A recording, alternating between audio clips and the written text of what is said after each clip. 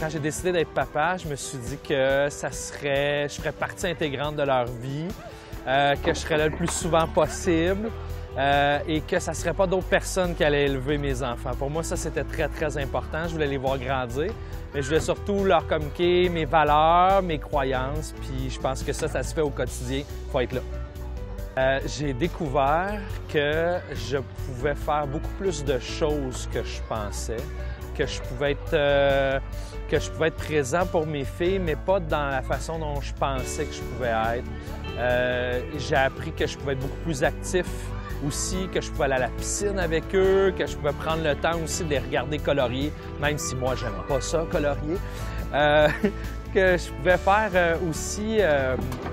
que je pouvais être un papa, oui, mais que je pouvais être un modèle, que je pouvais aussi être un espèce de grand frère, un confident, des choses que mon propre père a fait pour moi, puis que j'avais eu peut-être tendance à oublier quand mes filles sont nées. C'est des choses qui sont revenues à la surface. A ouvert beaucoup notre imaginaire. Mon père, il nous racontait des histoires avec un bas puis une pantoufle. Puis je me suis rendu compte qu'à peu près tous les mauvais coups que j'ai faits, je lui ai raconté parce qu'il faisait parler un bas devant moi. Je fais pas nécessairement la même chose avec mes filles, mais je me rends compte que je dialogue beaucoup avec eux.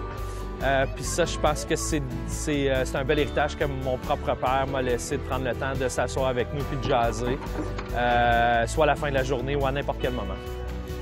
Je pense qu'une des plus belles choses, c'est quand les deux filles, Flavie et Mathilde, la première journée où ils sont arrivés et qui m'ont embrassé de façon spontanée, sans que je le demande, juste qu'ils se sont approchés, qu'ils m'ont embrassé ou qu'ils m'ont fait un câlin.